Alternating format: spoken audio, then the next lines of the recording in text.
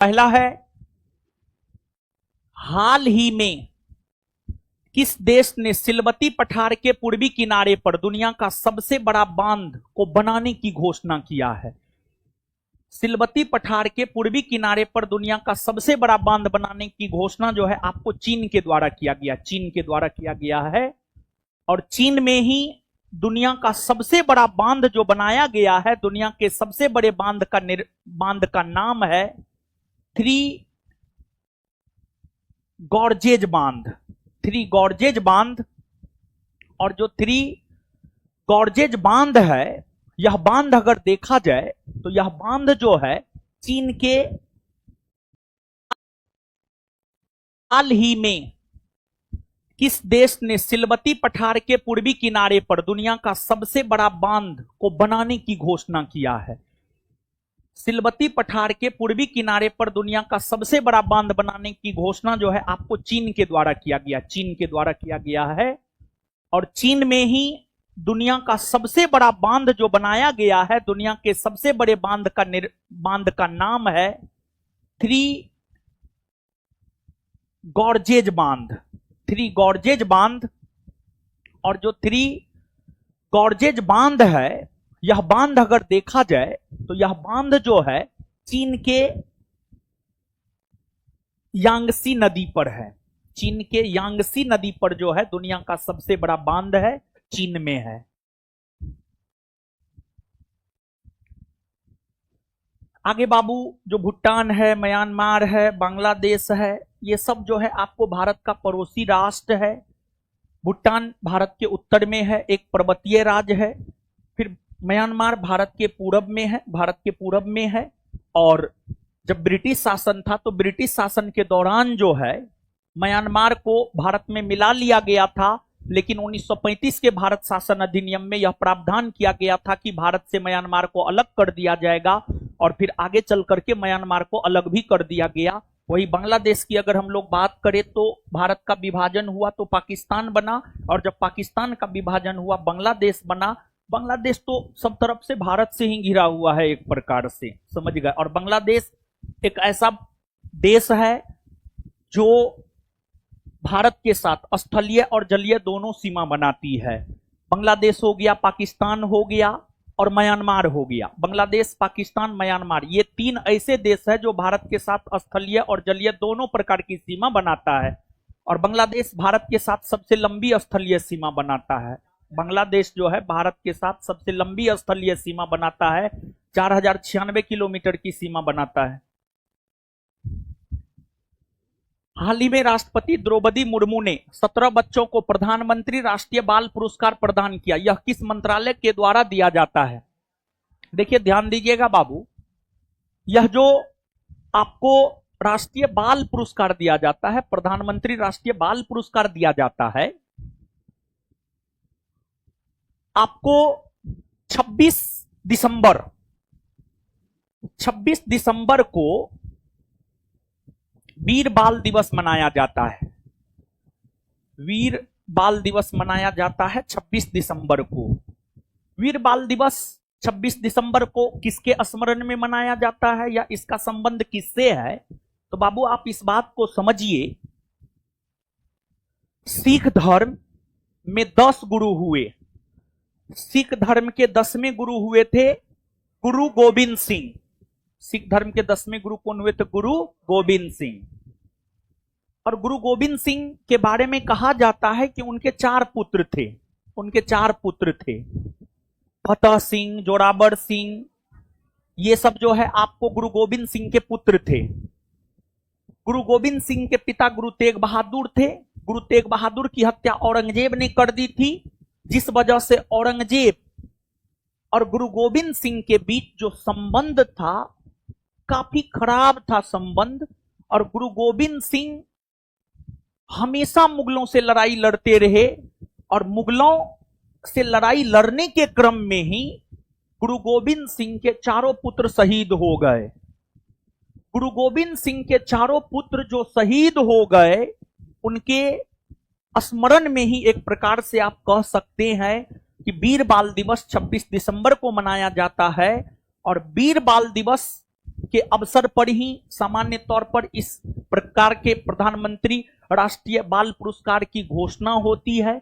और प्रधानमंत्री राष्ट्रीय बाल पुरस्कार जो है इस बार 17 बच्चों को दिया गया है। 17 बच्चों को दिया गया है, जिसमें 10 लड़की को दिया गया है और 7 लड़का को दिया गया है।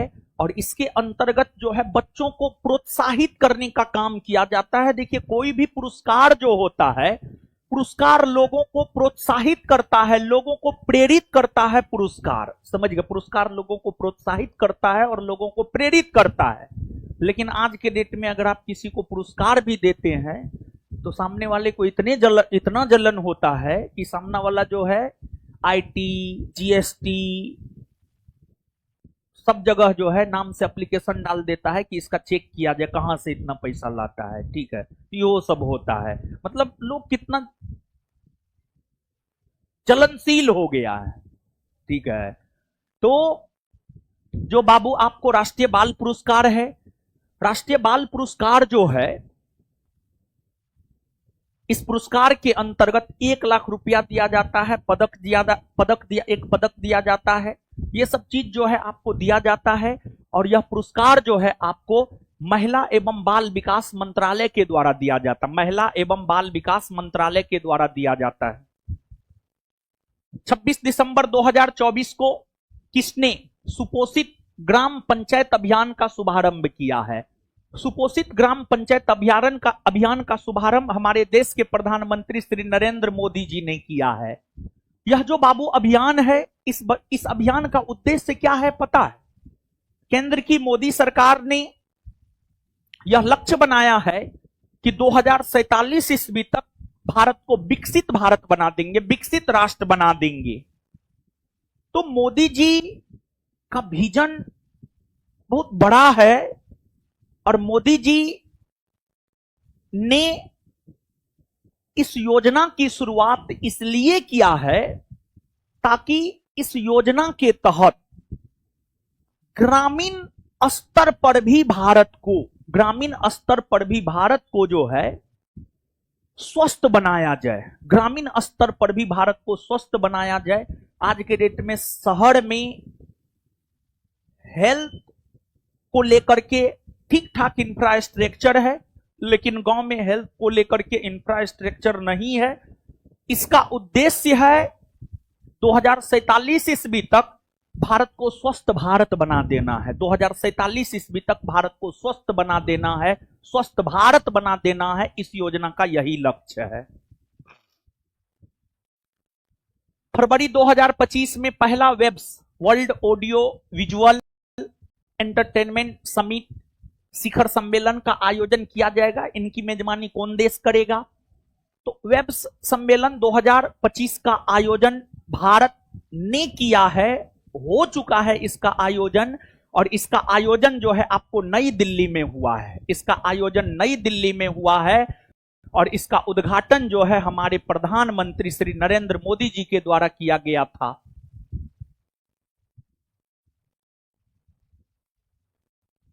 हाल ही में सेव डालिंगा को यूनेस्को की अमूर्त सांस्कृतिक विरासत की सूची में शामिल किया गया है। यह किस देश से संबंधित है?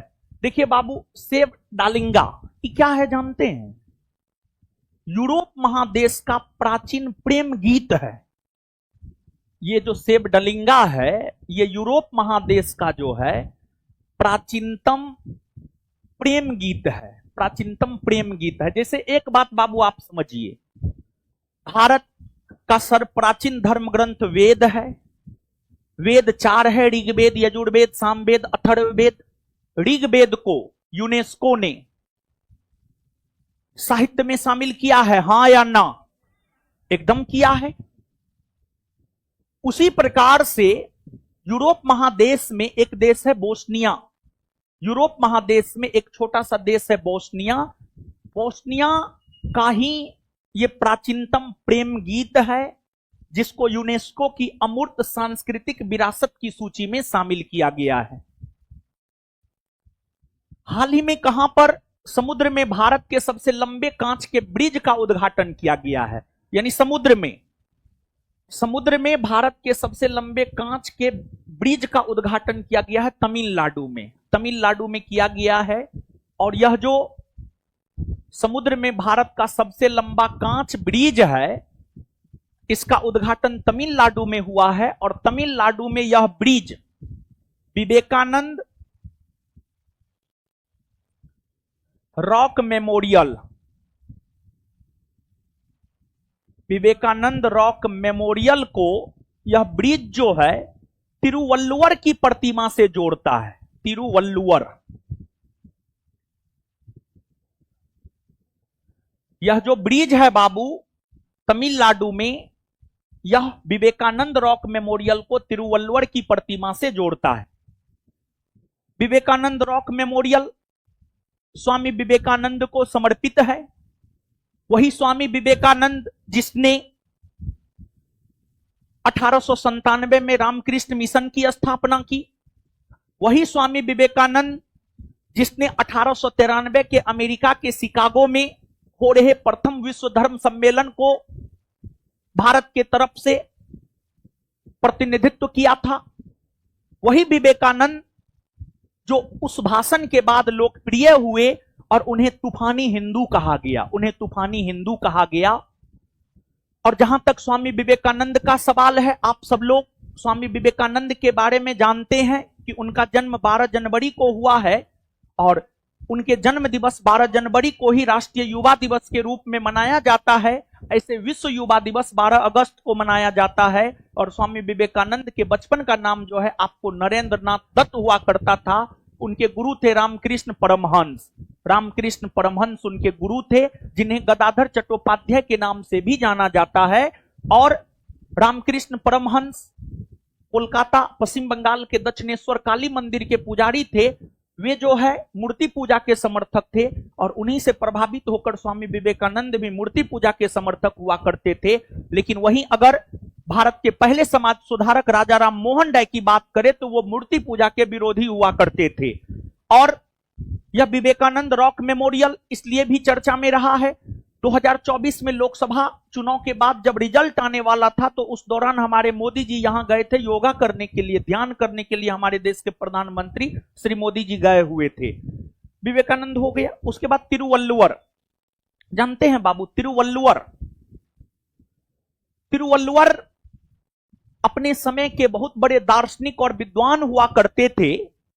और तिरुवल्लुवर की रचना है कुरल, तिरुवल्लुवर की रचना है कुरल, जिसे पांचवें वेद की भी संज्ञा दी जाती है। कुरल जिसे पांचवें वेद की भी संज्ञा दी जाती है। और तिरुवल्लुवर को एक प्रकार से तमिल साहित्य में एक बड़ा नाम है तिरुवल्लुवर। तमिल साहित्य में, तमिल साहित्य लिखने वाले विद्वानों में अगर देखा जाए तो एक बहुत बड़ा नाम है तिरुवल्लुवर, जिन्होंने कुरल की रचना की है। हाल ही में भारत और नेपाल के बीच सेनाभ्यास सूर्य किरण का आयोजन किया जा रहा है। यह आयोजन 31 दिसंबर से 13 जनवरी तक होगा। यह कौन सा संस्करण है? देखिए, आपको जो नेपाल है, नेपाल तो समुद्री सीमा सब बनाता है नहीं, छोटा सा पर्वतीय देश है, भारत के उत्तर में है। और जहां तक नेपाल का सवाल है, भारत नेपाल के साथ सूर्य किरण अभ्यास का आयोजन करता है। और यह एक प्रकार का थल सेनाओं का सेनाभ्यास है, थल सेनाओं का सेनाभ्यास है। और 31 दिसंबर 2024 से लेकर 13 जनवरी 2025 तक जो सूर्य किरण का आयोजन हुआ है, इसका आयोजन नेपाल में ही हुआ है। और यह 18वें संस्करण का है, 18वें संस्करण का है। और यह सूर्य किरण सेनाभ्यास का आयोजन एक वर्ष भारत में होता है, एक वर्ष नेपाल में होता है, एक वर्ष भारत में होता है, एक वर्ष नेपाल में होता है। समझ गए? इस प्रकार से होता है। हाल ही में किस केंद्र शासित प्रदेश या राज्य ने पुजारी ग्रंथी सम्मान योजना को शुरू किया था? देखिए, ध्यान दीजिएगा बाबू, आपको दिल्ली में चुनाव होने थे फरवरी मार्च में, दिल्ली में चुनाव होने थे फरवरी मार्च में दिल्ली केंद्र शासित प्रदेश में, और हो भी गए हैं। पहले दिल्ली में आम आदमी पार्टी की सरकार थी, मुख्यमंत्री केजरीवाल जी थे, अरविंद केजरीवाल जी मुख्यमंत्री थे। उन्हें यह लग रहा था कि पता नहीं इस बार हम चुनाव हार ना जाए, तो धर्म की और वो भी धीरे धीरे जो है रुख किए थे। तो अरविंद केजरीवाल दिल्ली में होने वाले चुनाव को देखते हुए दिल्ली में पुजारी ग्रंथि सम्मान योजना को लॉन्च किया था, और इस योजना के तहत जो है हिंदू मंदिर के पंडितों को, पुजारियों को और गुरुद्वारा, सिख गुरुद्वारा में जो आपको एक प्रकार से पुजारी हुआ करते थे, उन्हें पर माह 18,000 रुपया देने की घोषणा पुजारी ग्रंथ सम्मान योजना के तहत अरविंद केजरीवाल के द्वारा किया गया। लेकिन इसके बावजूद भी बेचारा चुनाव हार गए, और फिर दिल्ली में बीजेपी सत्ता में आया, और मुख्यमंत्री जो है रेखा गुप्ता को दिल्ली में बीजेपी ने मुख्यमंत्री बनाया।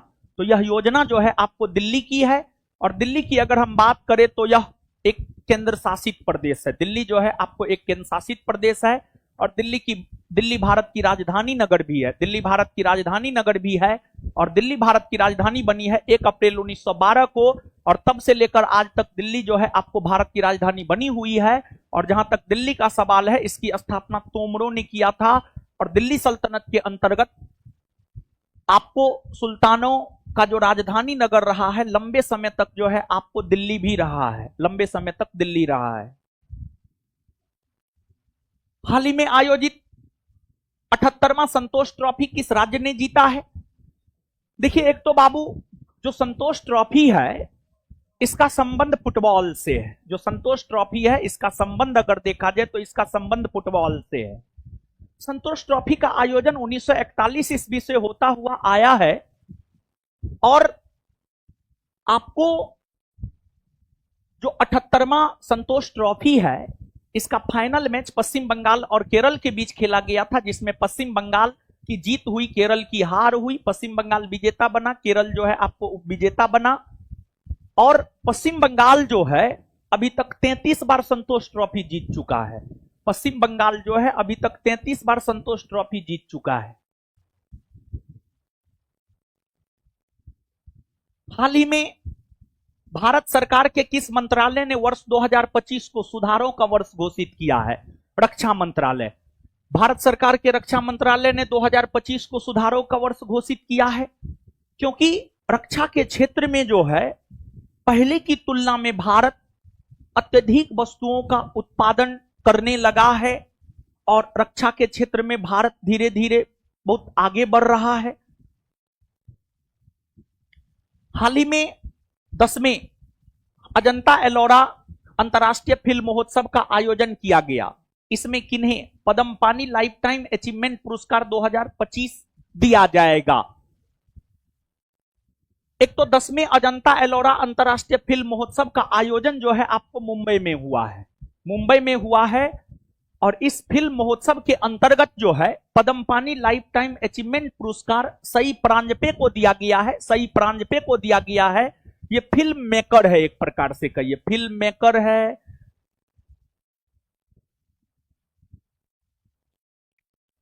चर्चा में रहे मेजर ध्यानचंद खेल रत्न पुरस्कार 2024 के लिए किन्हें चुना गया है?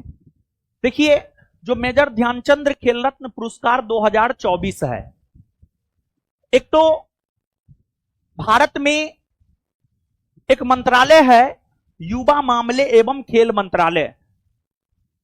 युवा मामले एवं खेल मंत्रालय के द्वारा ही राष्ट्रीय खेल पुरस्कार खिलाड़ियों को दिया जाता है। और जहां तक राष्ट्रीय खेल पुरस्कार का सवाल है, राष्ट्रीय खेल पुरस्कार के अंतर्गत मेजर ध्यानचंद खेल रत्न पुरस्कार आता है, अर्जुन पुरस्कार आता है, इसके अलावे जो है द्रोणाचार्य पुरस्कार आता है, मौलाना अबुल कलाम आजाद ट्रॉफी आता है। ये तमाम ऐसे पुरस्कार है जो राष्ट्रीय खेल पुरस्कार के अंतर्गत आते हैं। और राष्ट्रीय खेल पुरस्कार के अंतर्गत आने वाले सभी पुरस्कारों में अगर देखा जाए तो सबसे बड़ा पुरस्कार है मेजर ध्यानचंद्र खेल रत्न पुरस्कार। सबसे बड़ा पुरस्कार है मेजर ध्यानचंद्र खेल रत्न पुरस्कार। मेजर ध्यानचंद्र खेल रत्न पुरस्कार की अगर हम लोग बात करें तो इस पुरस्कार की शुरुआत वर्ष 1991-92 ईस्वी से हुई है। वर्ष 1991-92 ईस्वी से मेजर ध्यानचंद्र खेल रत्न पुरस्कार की शुरुआत हुई है। लेकिन ध्यान दे, जिस समय इस खेल पुरस्कार की शुरुआत हुई थी उस समय इसे राजीव गांधी खेल रत्न पुरस्कार कहा जाता था। राजीव गांधी खेल रत्न पुरस्कार, राजीव गांधी खेल रत्न पुरस्कार कहा जाता था। और जो राजीव गांधी खेल रत्न पुरस्कार है इसी का नाम बदलकर केंद्र की मोदी सरकार ने 2021 ईस्वी में मेजर ध्यानचंद्र खेल रत्न पुरस्कार कर दिया है। तो मेजर ध्यानचंद्र खेल रत्न पुरस्कार को पहले राजीव गांधी खेल रत्न पुरस्कार के नाम से जाना जाता था, इसी का नाम बदलकर 2021 में मेजर ध्यानचंद्र खेल रत्न पुरस्कार किया गया है।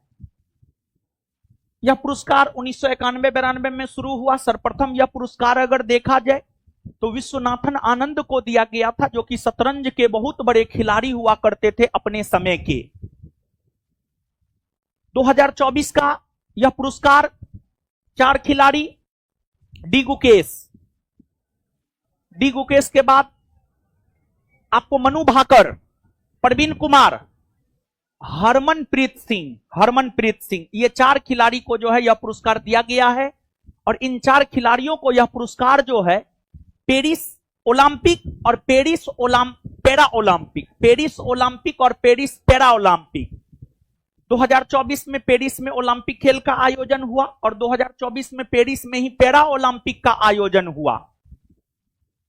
पेरिस ओलंपिक और पेरिस पैरा ओलंपिक में बेहतर प्रदर्शन करते हुए पदक जीतने को लेकर इन खिलाड़ियों को जो है 2024 का मेजर ध्यानचंद्र खेल रत्न पुरस्कार दिया गया है।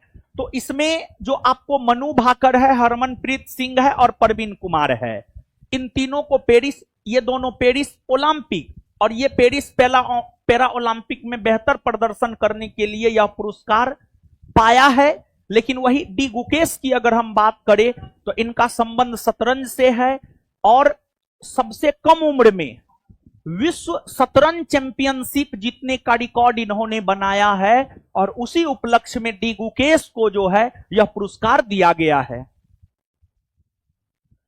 मनु भाकर का संबंध किस खेल से है यह भी आपसे पूछा जाता है। मनु भाकर का संबंध शूटिंग या निशानेबाजी से है, शूटिंग या निशानेबाजी से। हरमनप्रीत सिंह का संबंध हॉकी से है।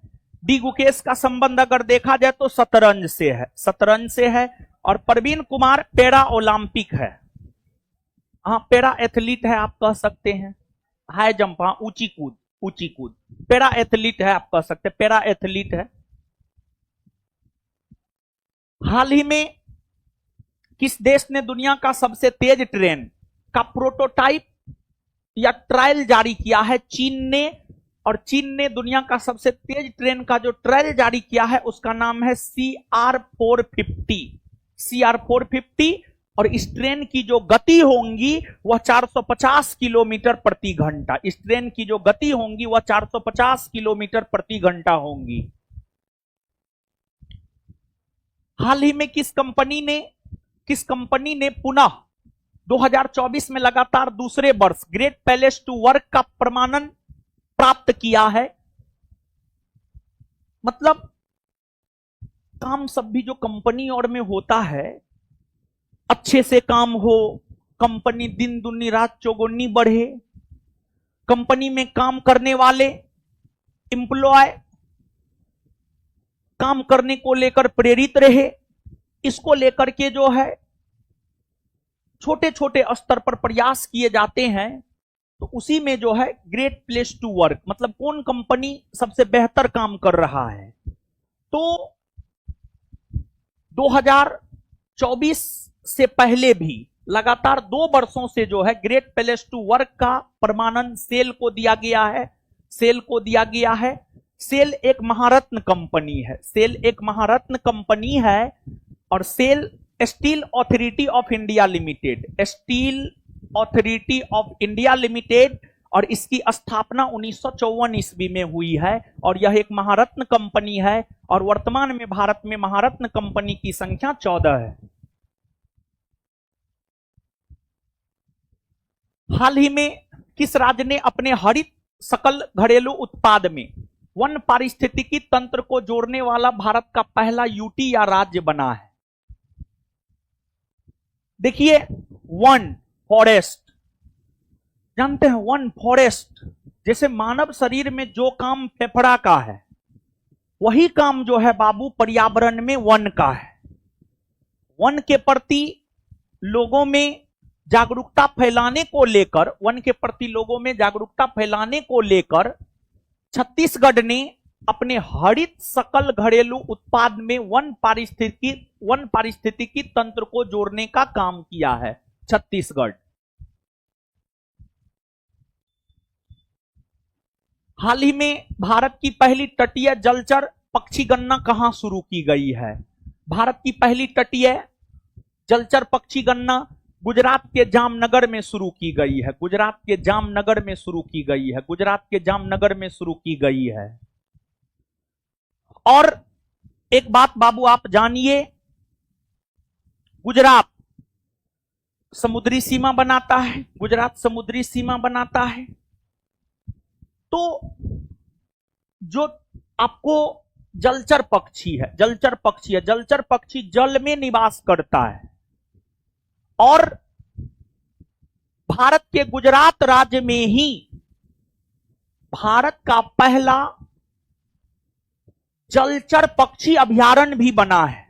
भारत के गुजरात में ही भारत का पहला जलचर पक्षी अभयारण्य भी बना है, या है एक प्रकार से कह सकते हैं। तो इस क्वेश्चन के साथ साथ इस बात को भी आपको बाबू याद रखना है कि भारत का पहला जलचर पक्षी अभयारण्य गुजरात में है। और हमारे जो प्रधानमंत्री श्री मोदी जी हैं वो गुजरात से ही आते हैं। पहले वो गुजरात के ही मुख्यमंत्री हुआ करते थे, तब बाद में जाकर के प्रधानमंत्री बने। और कुल मिलाकर आज तक भारतीय इतिहास में 6 ऐसे प्रधानमंत्री हैं जो प्रधानमंत्री बनने से पहले मुख्यमंत्री हुआ करते थे। उसमें एक मोदी जी भी हैं। दूसरा जो है आपको, दूसरा अगर हम लोग देखें मोरारजी देसाई है। तीसरा अगर हम लोग देखें चौधरी चरण सिंह है। चौथा अगर हम लोग देखें तो चौथा विश्वनाथ प्रताप सिंह है। और पांचवा अगर हम लोग देखें पीवी नरसिम्हा राव है। और छठा अगर हम लोग देखें एचडी देवगौड़ा है।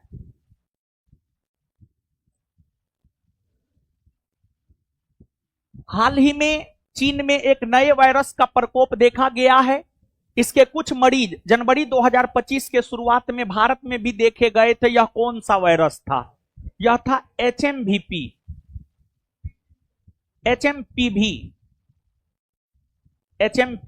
यह वायरस था आपको HMPV, human Meta Numa virus. समझ गए? Human Meta Numa virus. हाँ ठीक हो। नहीं जी, यहां पर जो है ना, नहीं सुनिए, पी साइलेंट है। Human Meta Numa virus, P silent है बाबू, सी होगा। HMPV 1 जनवरी 2025 को वन नेशन वन सब्सक्रिप्शन योजना शुरू की गई है। इसका संबंध किससे है? छात्र व शिक्षक से है। हाल ही में किस बैंक को Dada Saheb Phalke international film festival award 2025 के स्पेशल पार्टनर घोषित किया गया है? Dada Saheb Phalke international film festival award 2025 का स्पेशल पार्टनर जो है पीएनबी को घोषित किया गया है। पंजाब नेशनल बैंक को घोषित किया गया है। और जो पीएनबी है यह 1894 में स्थापित हुआ है। 1894। जनवरी 2025 में उत्तराखंड ने पौधों के संरक्षण के लिए किस उद्यान या वाटिका को स्थापित किया है? उत्तराखंड ने पौधों के संरक्षण के लिए जिस उद्यान या वाटिका को स्थापित किया है उसका नाम है महाभारत वाटिका। अब 1 मिनट बाबू सुनिए। महाभारत जो कि विश्व का सबसे बड़ा महाकाव्य है, महाभारत जो कि विश्व का सबसे बड़ा महाकाव्य है, जिसे 18 खंडों में बांटा गया है, 18 अध्याय में बांटा गया है। महाभारत में संभवतः 37 प्रकार के पौधों 37 प्रकार के पौधों की चर्चा महाभारत में देखने को मिलती है। महाभारत में जो 37 प्रकार के पौधों की चर्चा देखने को मिलती है, उन 37 प्रकार के पौधों को संरक्षण देने के लिए ही उत्तराखंड के हल्द्वानी में महाभारत वाटिका को स्थापित किया गया है। हाल ही में केंद्रीय रेल मंत्रालय ने अपने उत्तरी रेलवे जोन के अंतर्गत किस जगह अपना 69वां रेलवे मंडल या डिवीजन स्थापित करेगा? 69वां रेलवे मंडल या डिवीजन स्थापित कर रहा है जम्मू में।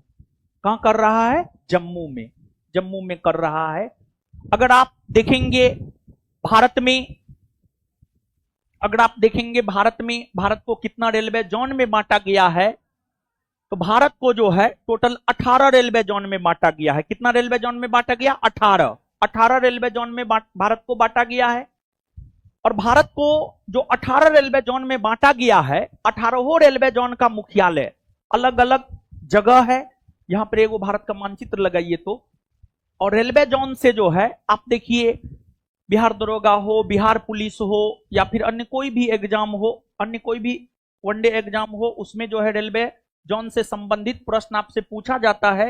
यहां भारत के 18 रेलवे जोन का मुख्यालय 1 मिनट में हम लोग जान लेते हैं।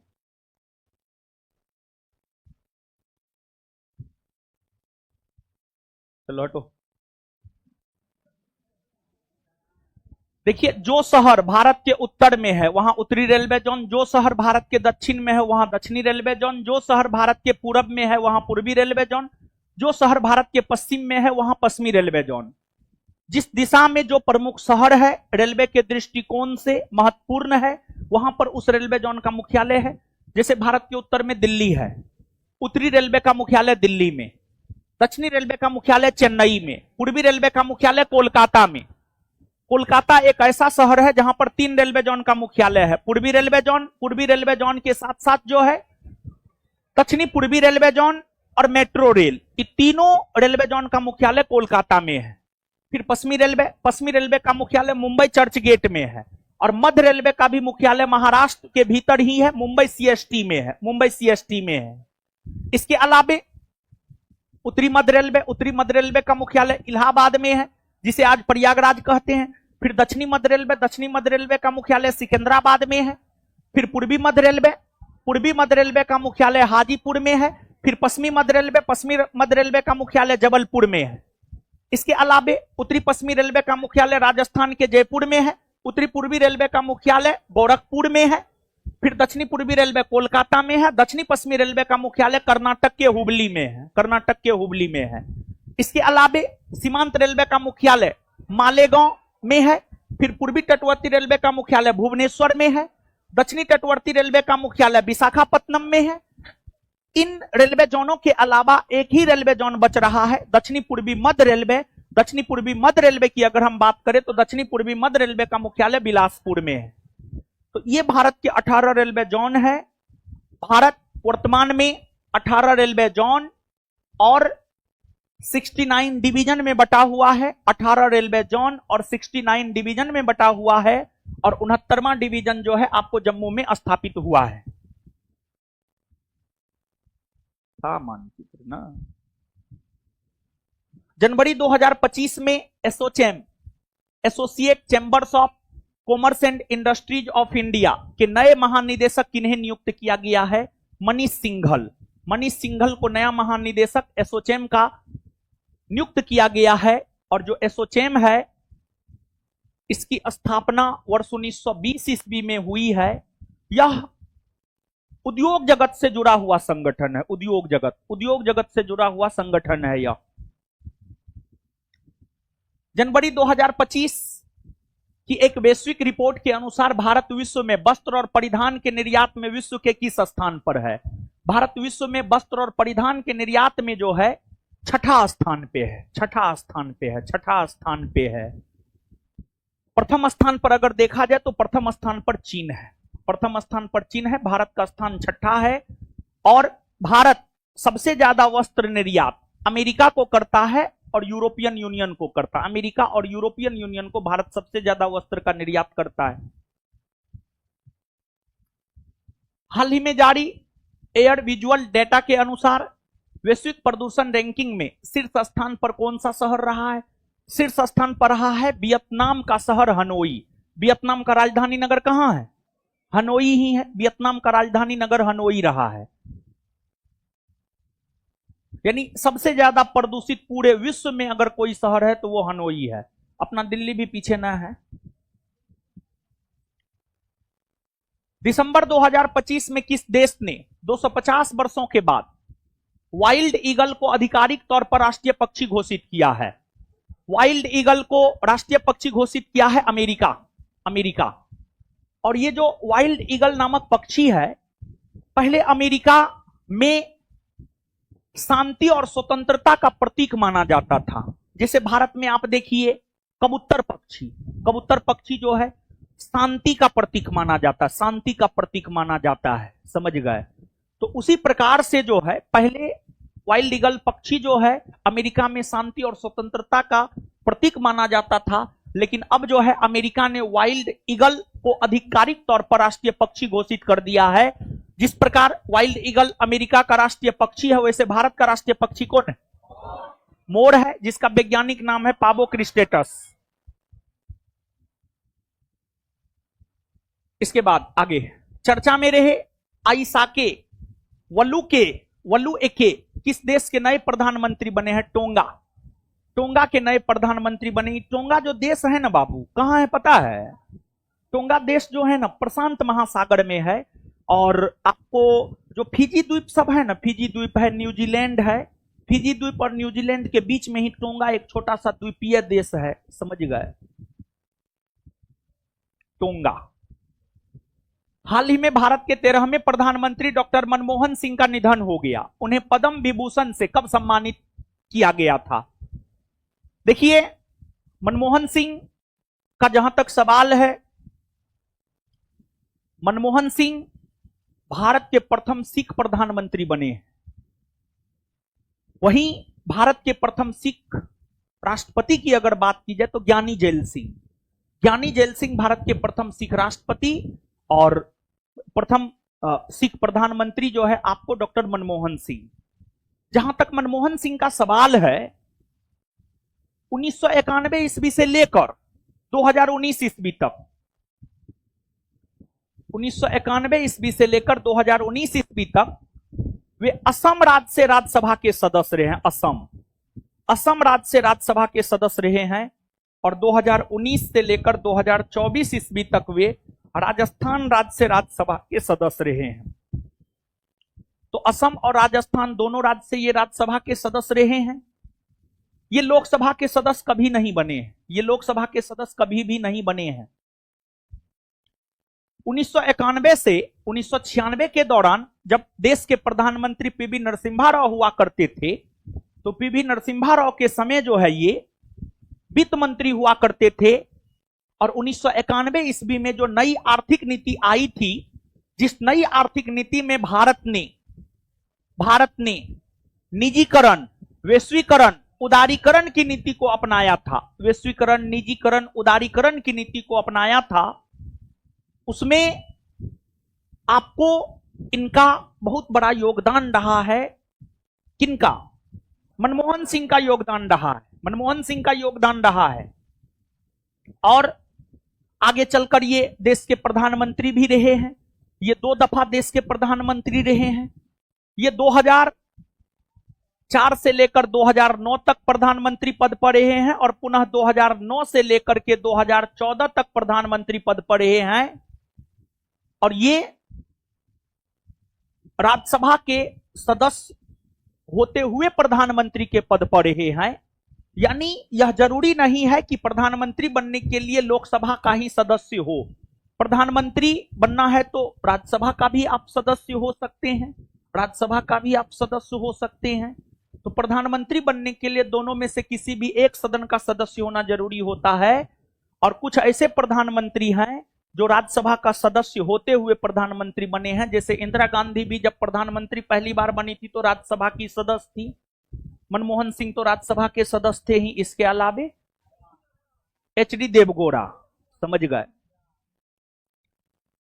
और इन्हें अगर देखा जाए तो इन्हें पद्म विभूषण पुरस्कार जो है वर्ष 1987 में दिया गया है। 1987 में दिया गया है। 1987। हाल ही में कहां पर 18वीं हाथी महोत्सव 2024 का आयोजन किया गया है? नेपाल में। 18वां हाथी महोत्सव 2024 का आयोजन नेपाल में हुआ है। जनवरी 2025 में प्रधानमंत्री नरेंद्र मोदी ने नई दिल्ली स्थित भारत मंडपम में किस महोत्सव का उद्घाटन किया है? भारत मंडपम में प्रधानमंत्री नरेंद्र मोदी ने ग्रामीण भारत महोत्सव का उद्घाटन किया है। ग्रामीण भारत महोत्सव का उद्घाटन किया है। और यह जो ग्रामीण भारत महोत्सव का आयोजन है, यह आयोजन नाबार्ड के द्वारा आयोजित किया गया था। यह आयोजन अगर देखा जाए तो नाबार्ड के द्वारा आयोजित किया गया था। नाबार्ड यानी national bank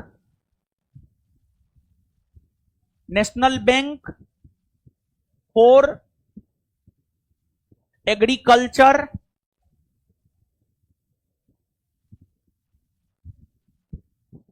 national bank for agriculture and rural development.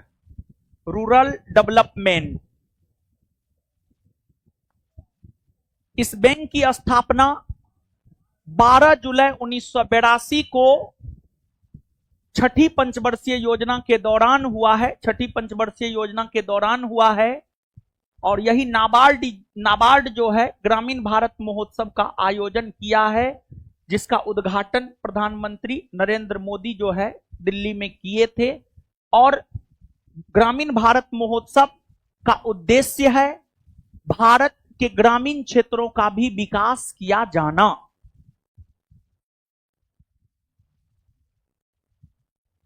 हाल ही में किस बैंक ने हर घर लखपति योजना शुरू किया है?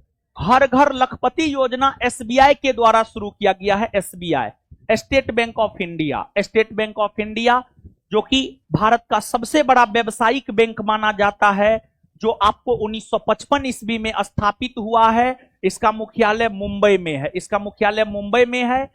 और हर घर लखपति योजना यह एक प्रकार का एफडी स्कीम है, फिक्स डिपॉजिट स्कीम है। यह एक प्रकार का एफडी स्कीम है, यह एक प्रकार का। और यह योजना केंद्र सरकार के द्वारा एसबीआई के नेतृत्व में चलाया जा रहा है। केंद्र सरकार के द्वारा एसबीआई के नेतृत्व में चलाया जा रहा है। और जानते हैं बाबू, जो मुंबई है ना, यहां पर कई सारे आर्थिक संगठनों का मुख्यालय है, जिस वजह से मुंबई को भारत का आर्थिक राजधानी भी कहा जाता है।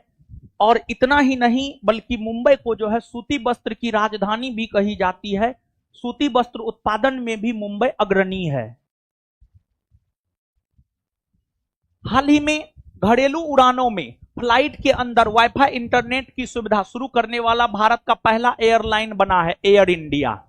एयर इंडिया बना है। और गुजरात के अहमदाबाद में जो प्लेन क्रैश हुआ है, इसी का न हुआ है, एयर इंडिया का ही हुआ है।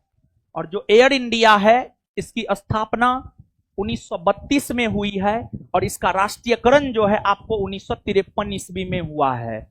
और एयर इंडिया जो है फ्लाइट के अंदर वाईफाई इंटरनेट की सुविधा शुरू करने वाला भारत का पहला एयरलाइन बना है।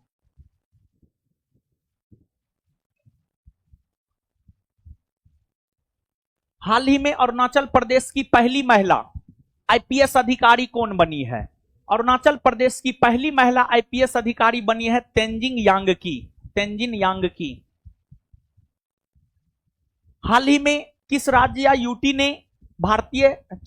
यूटी में भारतीय सेना ने अपनी सेना को जानो मेले का आयोजन किया है? तेलंगाना भारत का 29वां राज्य बना है आंध्र प्रदेश का गठन होकर के। आंध्र प्रदेश का विभाजन होकर के 2 जून 2014 को जो है तेलंगाना का गठन हुआ था। लेकिन जब आगे चलकर आपको 2019 में जम्मू कश्मीर राज्य पुनर्गठन विधेयक के तहत जम्मू कश्मीर से राज्य का दर्जा छीन लिया गया, तत्पश्चात राज्यों की संख्या 29 से घटकर 28 हो गई और वर्तमान में भारत में 28 राज्य है। 6 जनवरी 2025 को लोकसभा अध्यक्ष ओम बिरला ने पंचायत से संसद 2.0 पहल का शुभारंभ किया। इसका लक्ष्य है महिला प्रतिनिधि को सशक्त बनाना, महिला प्रतिनिधि को सशक्त बनाना। हाल ही में किस शहर ने ऊर्जा साक्षर शहर बनाने के उद्देश्य से दुनिया का पहला जलवायु मिशन शुरू किया है? इंदौर। इंदौर जो है ऊर्जा साक्षर शहर बनाने के उद्देश्य से दुनिया का पहला जलवायु मिशन शुरू किया है। और देखिए, जलवायु परिवर्तन, क्लाइमेट चेंज आज विश्व की बहुत बड़ी समस्या है। मतलब एक प्रकार से कहिए तो ऊर्जा को लेकर साक्षर बनाना, मतलब किस प्रकार के ऊर्जा का उपयोग हम करें, किस प्रकार के ऊर्जा का उपयोग हम ना करें। सामान्य तौर पर उस प्रकार के ऊर्जा का उपयोग होना चाहिए जिससे प्रदूषण कम से कम हो, जिससे प्रदूषण कम से कम हो। इन्हीं सब बातों को लेकर, जागरूकता फैलाने को लेकर जो है इस प्रकार का मिशन इंदौर ने शुरू किया है। और इंदौर पिछले कई वर्षों से भारत का सबसे स्वच्छ शहर रहा है। और इंदौर भीख मांगने के अधिकार को कानूनी अपराध घोषित कर दिया है। यानी आप भीख नहीं मांग सकते हैं, आप भीख नहीं मांग सकते हैं इंदौर के भीतर, समझ गए। अगर हाथ पैर है तो अपना हाथ पैर चलाइए, कमाइए, खाइए, समझे। और अब तो मतलब भीख मांगना जो है ना एक प्रकार का धंधा है, समझ गए। जैसे आपको जो है टॉप लेवल पर एगो कोई बैठा हुआ होता है, वो जो है 20-25 अपना छोटा छोटा लड़का रखता है, उससे भीख मंगवाता है, पैसा कलेक्ट करता है और शाम में पी करके मजा मारता है। और इसके बाद जो है आपको बड़ा बड़ा भीख मंगा सबका भी जो है बड़ा बड़ा बिल्डिंग है पटना में, समझे। एक रिपोर्ट के अनुसार वित्त वर्ष 2023-24 में कॉफी के वैश्विक निर्यात में भारत ने कितने प्रतिशत की वृद्धि की है? कॉफी के वैश्विक निर्यात में भारत ने 29% की वृद्धि की है। लेकिन इसके बावजूद कॉफी के निर्यात में भारत का विश्व में 7वां स्थान है। कॉफी के निर्यात में भारत का विश्व में 7वां स्थान है। और जहां तक कॉफी का सवाल है, कॉफी एक पेय पदार्थ है, कॉफी एक पीने वाला पदार्थ है, एक प्रकार से उत्तेजक भी है, एक प्रकार से उत्तेजक भी है। आपके आलस को दूर करता है, उत्तेजक है तब तो आपके आलस को दूर करता है, समझ गए। कॉफी का जन्मदाता देश इथियोपिया को माना जाता है। इथियोपिया को कॉफी का जन्मदाता देश माना जाता है। और पूरे विश्व में अगर देखा जाए तो सबसे ज्यादा कॉफी का उत्पादन करता है ब्राजील। पूरे विश्व में अगर देखा जाए तो सबसे ज्यादा कॉफी का उत्पादन ब्राजील करता है। ब्राजील में तो एक बंदरगाह है, सेंटोस बंदरगाह।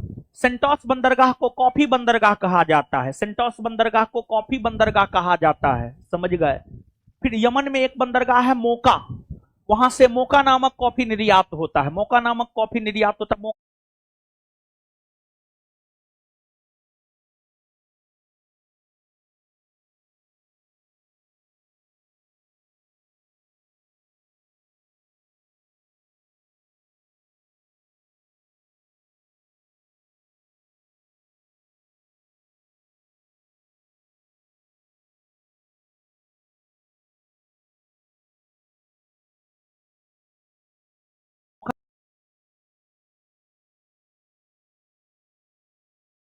अरेबिका और रोबास्टा नामक 2 कॉफी का उत्पादन होता है। भारत में मुख्य तौर पर अरेबिका और रोबास्टा नामक 2 प्रकार के कॉफी का उत्पादन होता है।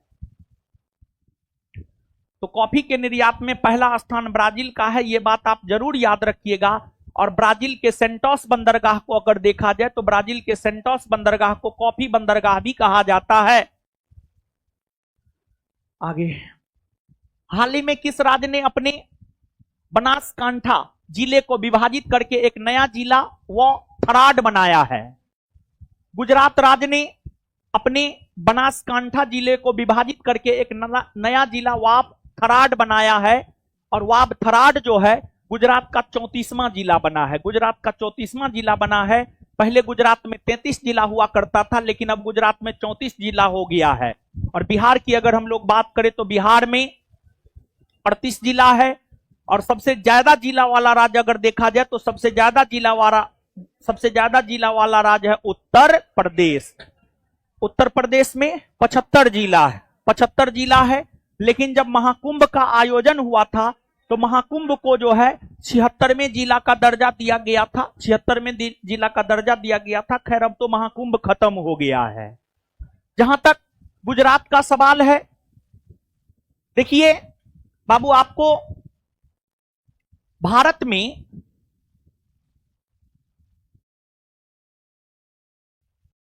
फजल अली आयोग या राज्य पुनर्गठन आयोग, जो कि 1953 में गठित हुआ था, जिसने 1955 में रिपोर्ट दिया, उस रिपोर्ट के आधार पर भारत में राज्यों का पुनर्गठन भाषाई आधार पर हुआ।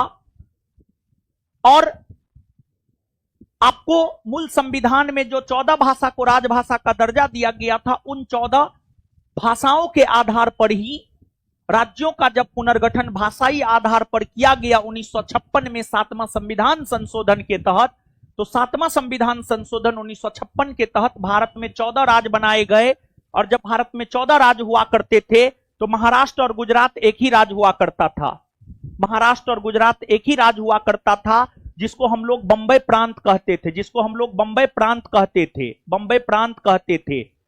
बंबई प्रांत का ही 1960 ईस्वी में विभाजन हुआ, और बंबई प्रांत का 1960 ईस्वी में विभाजन होकर गुजरात प्रांत बना, और गुजरात प्रांत का गठन 1960 में हुआ। यह भारत का 15वां राज्य बना। और गुजरात में जिलों की संख्या कितनी है? 34 अब। और गुजरात की राजधानी नगर गांधीनगर, और गुजरात से ही गांधी जी थे। और गुजरात में ही अहमदाबाद शहर है, जो कि गुजरात का एक प्रमुख शहर है। और अहमदाबाद साबरमती नदी के तट पर बसा हुआ है। और अहमदाबाद को भारत का मैनचेस्टर भी कहा जाता है, भारत का बोस्टन भी कहा जाता है, क्योंकि अहमदाबाद में सूती वस्त्र का बहुत अच्छा खासा उत्पादन होता है। मैनचेस्टर की संज्ञा उन शहरों को दी जाती है जो सूती वस्त्र उत्पादन में अग्रणी हो। मैनचेस्टर ब्रिटेन का एक औद्योगिक नगर है जो सूती वस्त्र उत्पादन में अग्रणी है। वहीं उत्तर भारत का मैनचेस्टर कानपुर और दक्षिण भारत का मैनचेस्टर कोयंबटूर को कहा जाता है। और अहमदाबाद में ही महात्मा गांधी के द्वारा सत्याग्रह आश्रम या फिर साबरमती आश्रम का निर्माण किया गया था, और वहीं पर रहते हुए महात्मा गांधी ने सत्याग्रह सब भारत में करना शुरू किया था। और जो सत्याग्रह शब्द है उसे गढ़ा भी है महात्मा गांधी ने ही। सत्याग्रह का शाब्दिक अर्थ होता है सत्य के लिए आग्रह करना।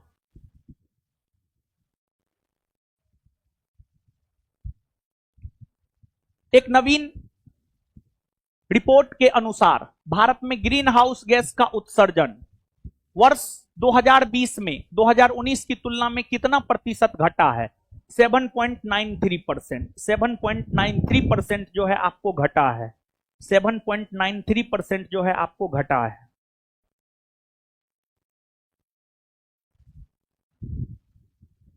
जनवरी 2025 में भारत ने किस देश के साथ गैर बासमती सफेद चावल के व्यापार पर सहमति समझौता किया है?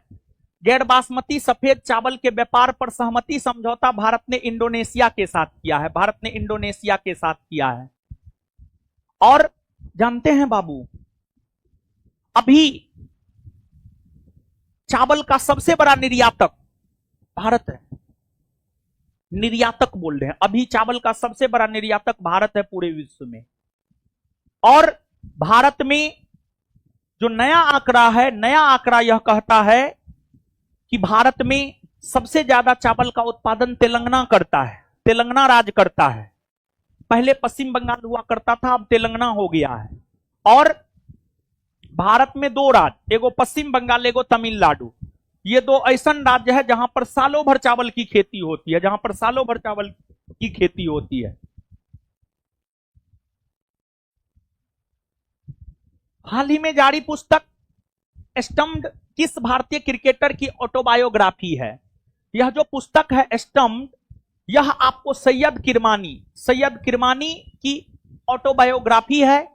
और भारत ने 1983 में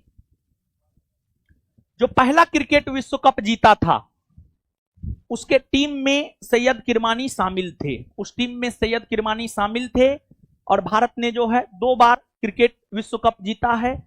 एक 1983 में कपिल देव की कप्तानी में और दूसरा 2011 में महेंद्र सिंह धोनी के कप्तानी में। तो जॉन तुम मनाओ ना, उसका बर्थडे मनाएगा, क्या मिलेगा तुमको? बर्थडे है। ये सब याद रखना कितना जरूरी है।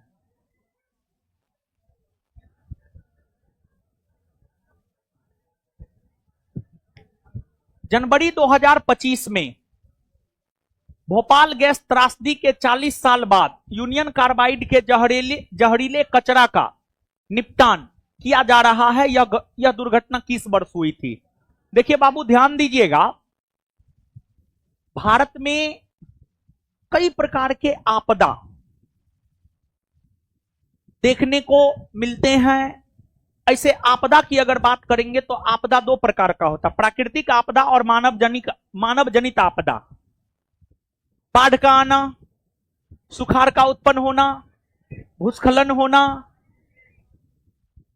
ये सब प्राकृतिक आपदा है। सुनामी आना, भूकंप आना, ज्वालामुखी का फटना, ये सब प्राकृतिक आपदा है। लेकिन वहीं कोई देश किसी पर परमाणु बम गिरा दिया, मानव जनित आपदा है।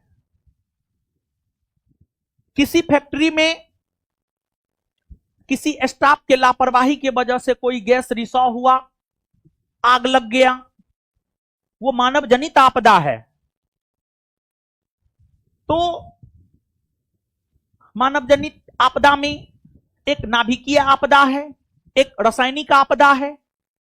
और रासायनिक आपदा के अंतर्गत ही भोपाल गैस त्रासदी आता है।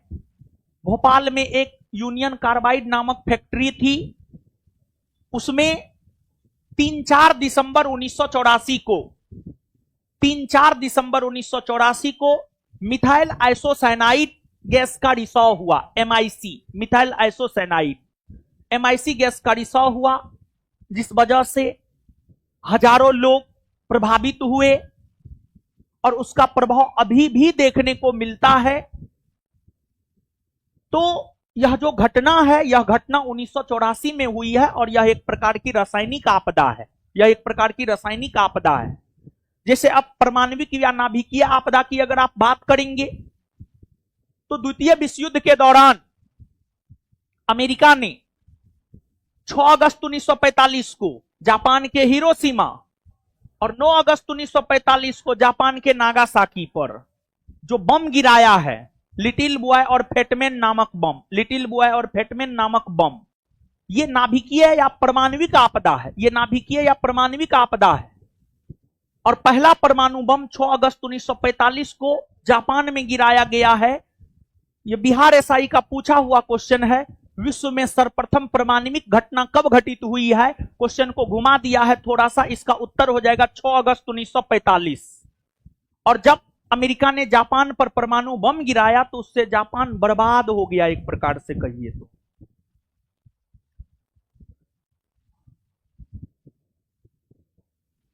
हाल ही में आई एक रिपोर्ट के अनुसार विश्व में शीर्ष कोयला उत्पादक देश बन गया है। शीर्ष कोयला उत्पादक देश बन गया है चीन। भारत का स्थान दूसरा है। और भारत में जहां तक कोयला का सवाल है, भारत में कोयला उत्पादक राज्यों में अग्रणी जो है झारखंड, ओडिशा, छत्तीसगढ़, पश्चिम बंगाल जैसे राज्य हैं। इन राज्यों की अगर आप बात करेंगे तो ये राज्य खनिज संसाधन से संपन्न राज्य है। और इन राज्यों में गोंडवाना क्रम का चट्टान मिलता है और गोंडवाना क्रम के चट्टान में ही कोयला पाया जाता है। हाल ही में अमेरिका के पूर्व राष्ट्रपति जिमी कार्टर का निधन हो गया है। वे अमेरिका के कौन से नंबर के राष्ट्रपति हैं? जिमी कार्टर जो है 37वां या 39वां है? 39वां है। जिमी कार्टर 47वां क्रम का है या 39वां, सॉरी 39वां, सॉरी 39वां, 39वां, 39वां, 39वां, समझ गए। और इसके बाद जो है वर्तमान में अमेरिका के जो राष्ट्रपति है डोनाल्ड ट्रंप है। और डोनाल्ड ट्रंप की अगर हम बात करें तो ये क्रम संख्या से 47वें क्रम के राष्ट्रपति हैं, अमेरिका के रिपब्लिकन पार्टी से है, रिपब्लिकन पार्टी से है, रिपब्लिकन पार्टी से है, समझ गए। देखिए अमेरिका में क्या है जानते हैं, मुख्य तौर पर दो पार्टी सत्ता में हमेशा बनी रहती है, रिपब्लिकन और डेमोक्रेटिक। इससे पहले अमेरिका के राष्ट्रपति डेमोक्रेटिक पार्टी से थे, क्या नाम था उनका? Joe Biden, Joe Biden, Joe Biden democratic party के थे, ये रिपब्लिकन के हैं, समझ गए। और 47वें क्रम के हैं। एक नंबर का झूठा है, झूठ का कारखाना है, कब क्या बोलेगा कहना मुश्किल है, समझे।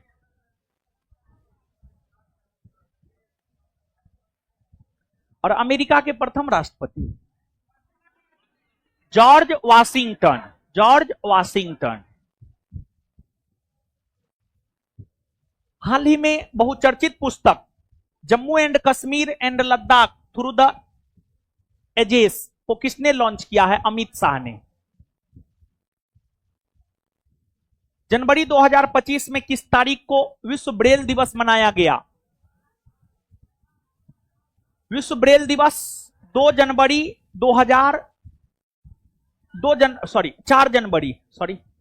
4 जनवरी को विश्व ब्रेल दिवस मनाया जाता है। 4 जनवरी को विश्व ब्रेल दिवस मनाया जाता है। 4 जनवरी को विश्व ब्रेल दिवस मनाया जाता है। और 4 जनवरी 2025 को जो विश्व ब्रेल दिवस मनाया गया है उसका थीम है an environment of Joy, equality और कैमराडेरीज, समझ गए। तो ये इसका थीम है। अब आगे जो है जनवरी का जितना भी दिवस है, सब दिवस आप यहां पर बाबू लोग जान लीजिए। तो सब दिवस जनवरी का जो है 1 मिनट में जानिए आप। महत्वपूर्ण दिवस देखिए, 4 जनवरी को तो विश्व ब्रेल दिवस हो गया। इसके बाद आपको 9 जनवरी को राष्ट्रीय प्रवासी दिवस मनाया जाता है। 9 जनवरी को राष्ट्रीय प्रवासी दिवस मनाया जाता है, राष्ट्रीय प्रवासी दिवस। और 9 जनवरी को राष्ट्रीय प्रवासी दिवस क्यों मनाया जाता है? क्योंकि महात्मा गांधी लंबे अरसे के बाद दक्षिण अफ्रीका से 9 जनवरी 1915 को भारत आए थे, इसी वजह से। और जब महात्मा गांधी भारत आए थे तो उस समय प्रथम विश्व युद्ध चल रहा था, समझ गए। इसके बाद 10 जनवरी का जहां तक सवाल है, 10 जनवरी को विश्व हिंदी दिवस मनाया जाता है। विश्व हिंदी दिवस मनाया जाता है।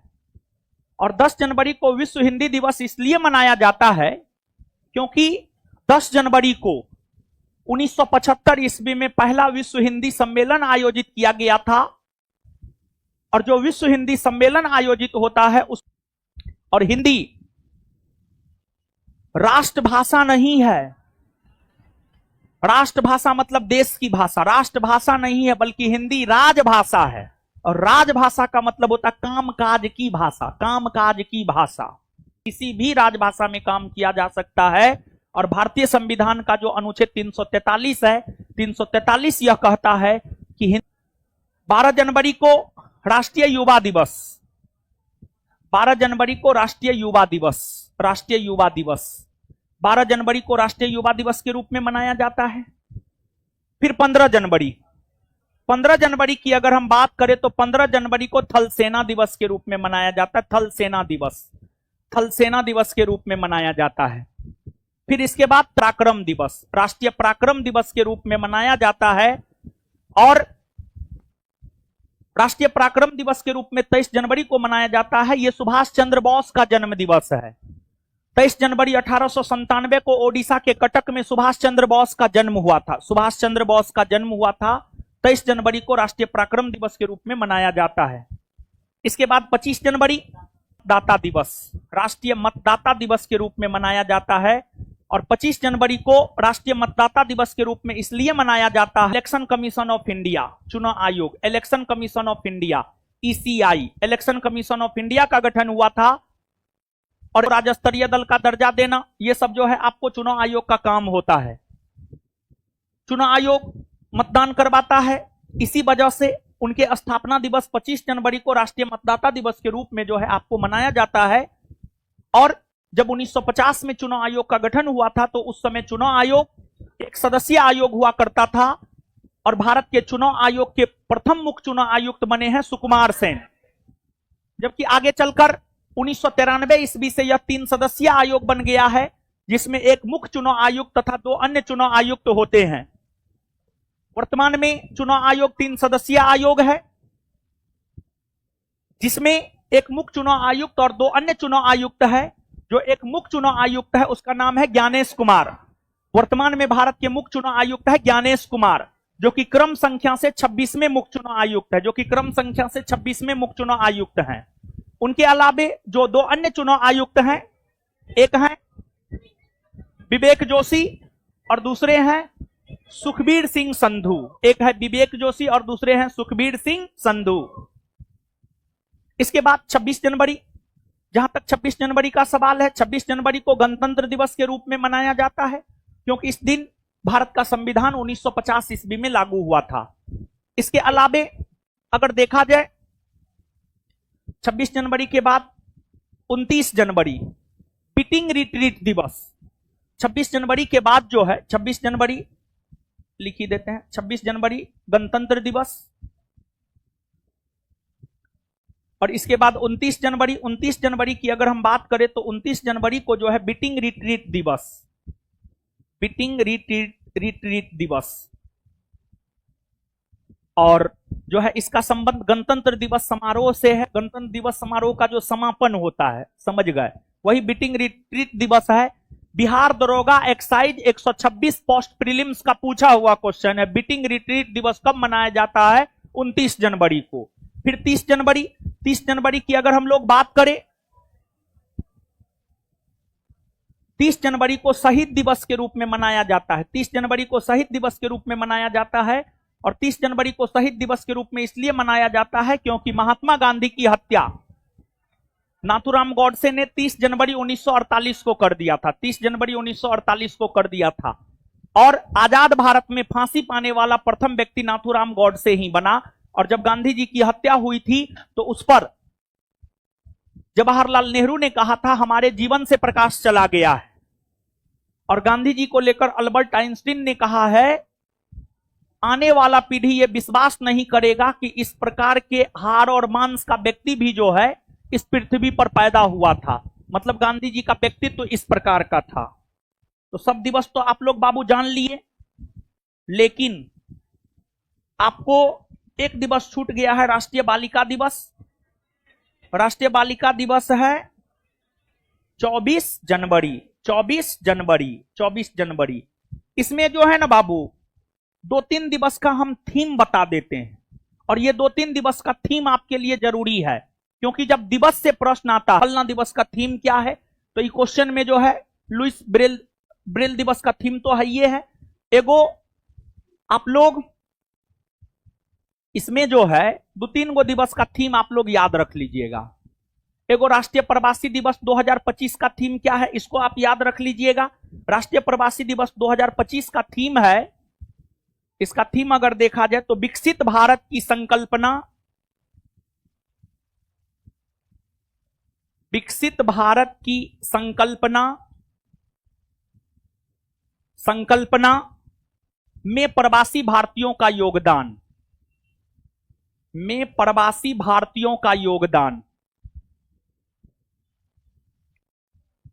विकसित भारत की संकल्पना में प्रवासी भारतीयों का योगदान, ये प्रवासी दिवस का थीम है। फिर एक और विश्व हिंदी दिवस का भी थीम आप लोग याद रख लीजिएगा, हिंदी एकता और सांस्कृतिक गर्व की वैश्विक आवाज। हिंदी एकता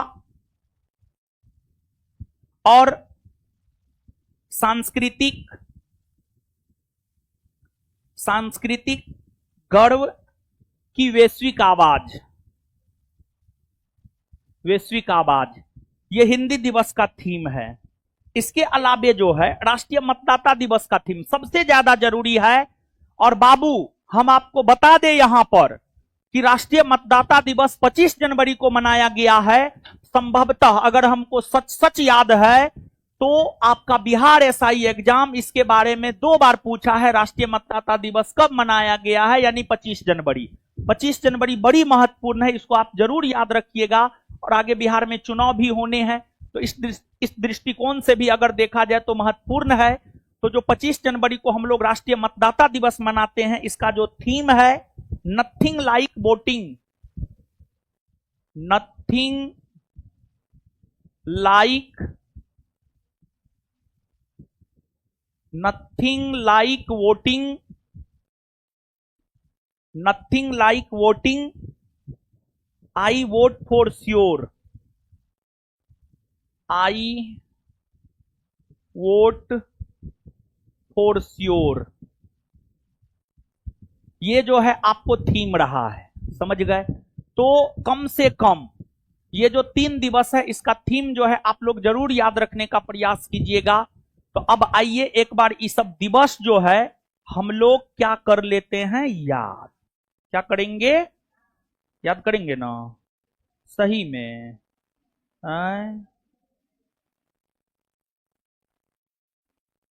आइए बाबू, आइए हीरालाल साहब, आइए बताइए विश्व ब्रेल दिवस कब मनाया जाता है? राष्ट्रीय युवा दिवस। किसके जन्म दिवस को राष्ट्रीय युवा दिवस के रूप में मनाया जाता है?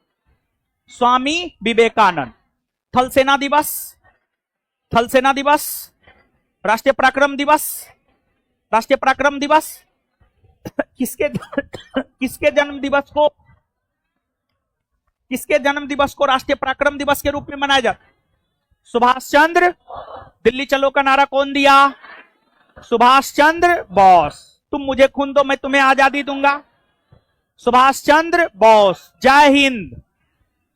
सुभाष चंद्र बोस। देशभक्तों का देशभक्त महात्मा गांधी ने किसे कहा? सुभाष चंद्र बोस। सुभाष चंद्र बोस के गुरु कौन थे? चित्तरंजन दास। सुभाष चंद्र बोस के गुरु कौन थे? सीआर दास। ये भी बिहार एसआई का पूछा हुआ क्वेश्चन है। सुभाष चंद्र बोस के राजनीतिक गुरु कौन थे? सुभाष चंद्र बोस की पत्नी कौन थी? एमिली सेंकल। एमिली सेंकल। प्रेम विवाह किए थे वो, और उनके विवाह के बारे में किसी को जानकारी नहीं था उनके स्वयं के अलावा। समझ गए? मतलब पर्सनल लाइफ को पर्सनल रखे थे और प्रोफेशनल को प्रोफेशनल रखे थे, ताकि देश की आजादी में उनकी पत्नी बाधा ना बन सके। समझ गए? बाद में जाकर के सुभाष चंद्र बोस के मरने के बाद जो है पता चला कि सुभाष चंद्र बोस की कोई पत्नी भी है, जबकि सुभाष चंद्र बोस की सबसे ज्यादा गहरी दोस्ती अगर किसी के साथ थी तो जवाहरलाल नेहरू के साथ थी। और जवाहरलाल नेहरू के साथ जो है कुछ दिनों तक सुभाष चंद्र बोस जो है आपको काम भी किए थे। सुभाष चंद्र बोस ऐसे तो कांग्रेस से जुड़े थे, लेकिन बाद में जाकर जो है आपको स्वराज दल से भी जुड़े थे। और बाद में जाकर जब कांग्रेस पूरी तरीका से छोड़ दिए तो सुभाष चंद्र बोस ने 3 मई 1939 को फॉरवर्ड ब्लॉक की स्थापना किया था। फॉरवर्ड ब्लॉक की स्थापना 3 मई 1949 को सुभाष चंद्र बोस ने किया था। 1943 ईस्वी में सुभाष चंद्र बोस को जो है आजाद हिंद फौज का सेनापति बनाया गया था। और सुभाष चंद्र बोस जुलाई 1944 में म्यांमार के जुबली हॉल से महात्मा गांधी को राष्ट्रपिता कहकर पुकारा।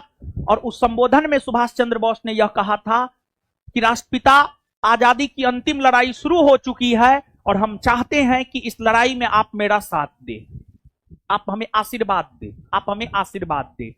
तो महात्मा गांधी अपने आप को नहीं कहे थे कि हम राष्ट्रपिता है ना, महात्मा गांधी को सुभाष चंद्र बोस ने राष्ट्रपिता कहकर पुकारा। समझ गए?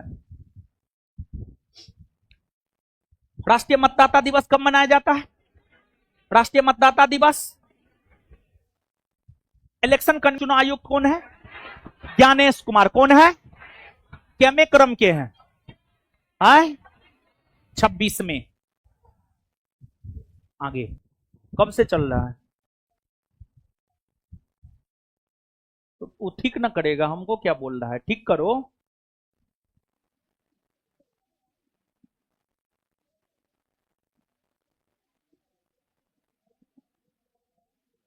हो गया।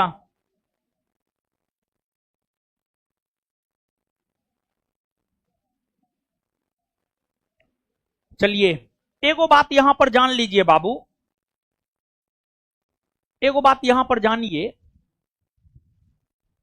हम लोग जो है 26 जनवरी, ठीक है जी, ठीक है, हाँ, टेंशन नहीं लेना है, वो लोड वोड बढ़ जाता है तो सब होते रहता है, वो सब क्या है। हाँ सुनिए, 26 जनवरी, 26 जनवरी को हम लोग गणतंत्र दिवस मनाते हैं। भारत में जो है ना एक परंपरा रही है कि प्रत्येक वर्ष 26 जनवरी के अवसर पर जो है